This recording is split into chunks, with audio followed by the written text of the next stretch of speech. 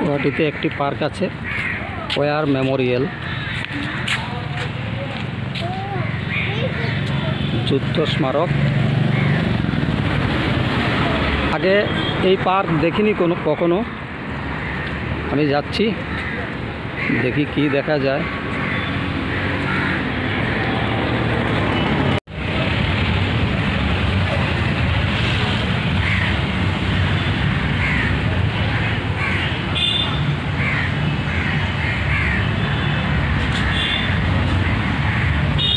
Tiger দেখার মতো দেখা যাচ্ছে, কিন্তু টাইগার দেখ না, এটা ধ্বংসাত্মক, সাংঘাতিক ধ্বংস করতে পারবে। লেখাও আছে surface two surface T-20 missile, Indian navy.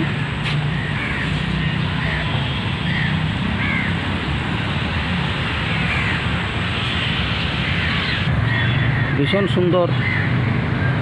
এখানে ফুলের চাষ করা হয়েছে, রকমারি, ডালিয়াই বেশি।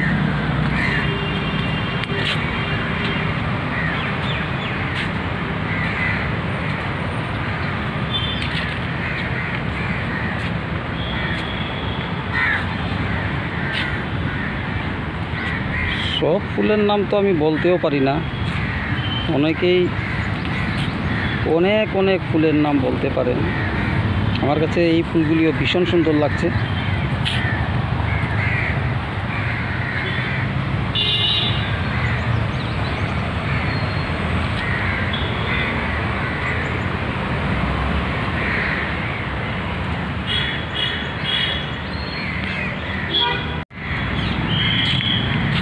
এই পার্কটাতে একটা বিশাল বড় দিঘি আছে,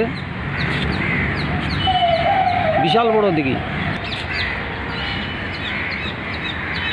একটু সামনে এগিয়ে যাই, দেখি।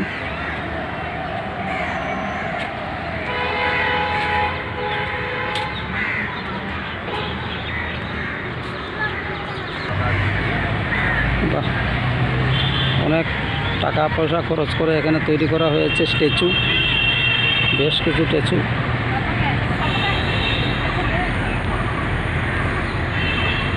আমরা নিচে গিয়ে দেখব কি আছে।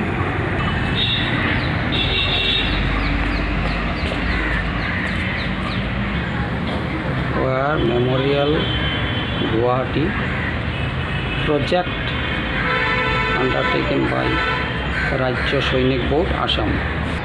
এখানে স্কাল্পচার আছে, শ্রী বীরেন সিংহ ছবি এঁকেছে।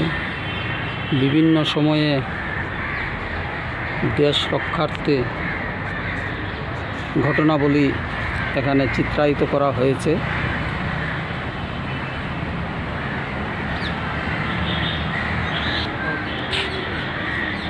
অসংখ্য ছবি এখানে আছে। এখানে লেখা নৌসেনা মেডেল, এটা নৌবাহিনী কৃতিত্বের জন্য দেওয়া হয়। সেনা মেডেল এটা আর্মির কোনো কৃতিত্বের জন্য দেওয়া হয়। বীর চক্র,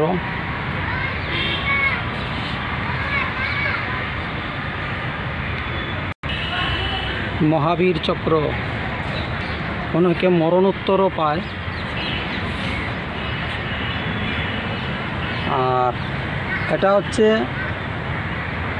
ভারতের সেনাবাহিনীর সর্বোচ্চ সম্মান বা পুরস্কার, পরমবীর চক্র। বেশিরভাগ যারা শহীদ হন তাদের জন্য, দেশ রক্ষার্থে বীরত্ব প্রদর্শনে শহীদ হয়েছেন, এরকম অনেক আছে।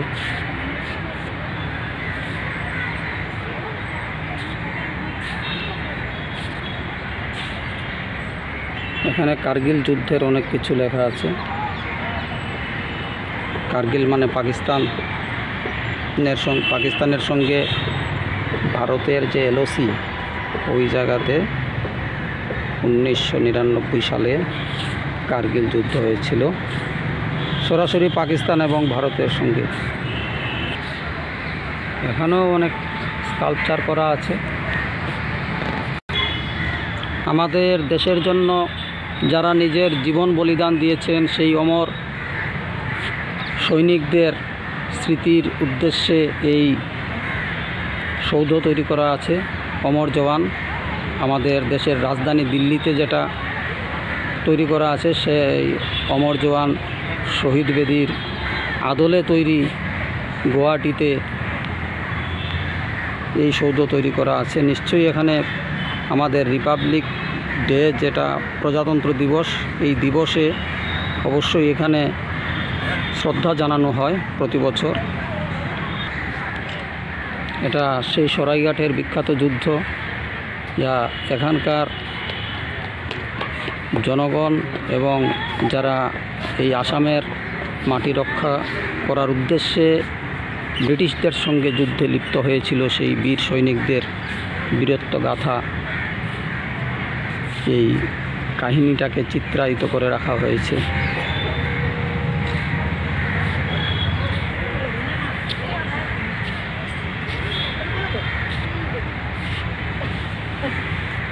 আমরা জানি এখানের বীর সৈনিক এই আসামের লাচিত বরফুকনের কথা।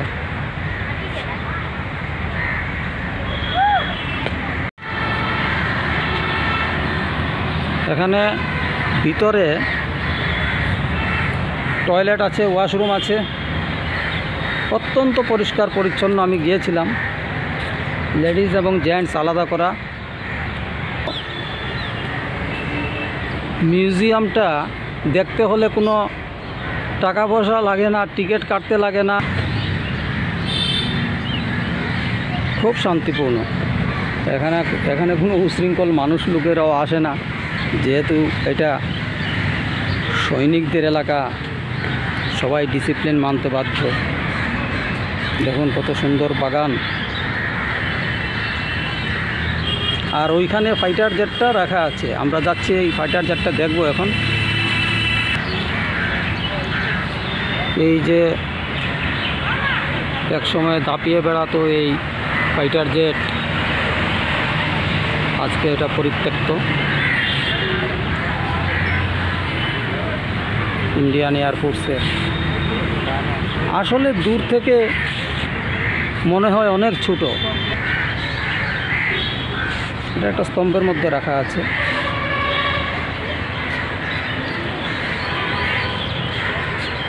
এটা ভারতের বায়ুসেনার প্রতীক, তাদের প্রতীক চিহ্ন এটা।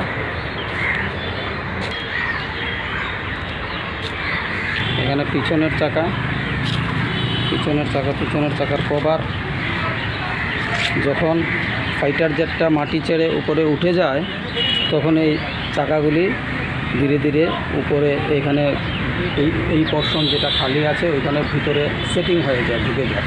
তারপর এই কভারটা আমরা মাঠঘাট বলতে পারি, এই কভারটা ওই কভারের সঙ্গে জুড়ে যায়। অনেক মেশিনারি, ওল্ড মডেল, কিন্তু তখনকার সময়ের এই কত জটিল একটি যান্ত্রিক বিষয়। উইংস দেখুন,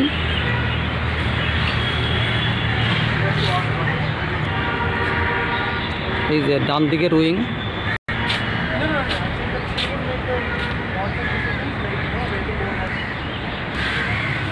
এখানে পাইলট বসে, এটা 1 সিটার, একজন বসবে, একজন বসেই চালাবে। আমরা এখন বাঁ পাশে আছি।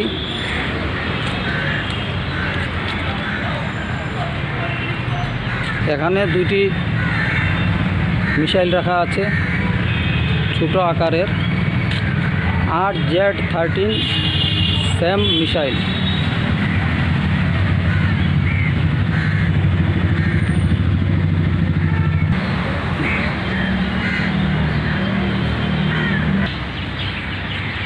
খুব সুন্দর জায়গা।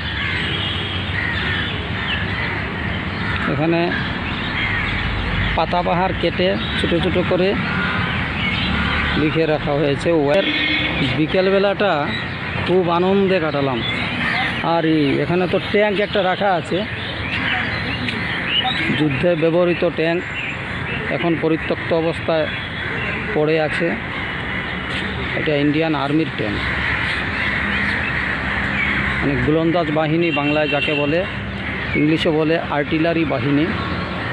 এই আর্টিলারি বাহিনীর 368 নাম্বার একটি ট্যাঙ্ক।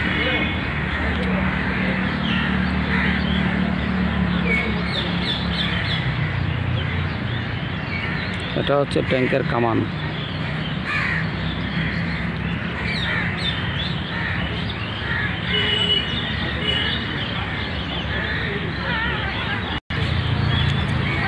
স্থলযুদ্ধে এই ট্যাঙ্ক যেদিন থেকে আবিষ্কৃত হয়েছিল আজ পর্যন্ত স্থলযুদ্ধে সবচেয়ে তাণ্ডব চালিয়ে যাচ্ছে এই ট্যাঙ্ক।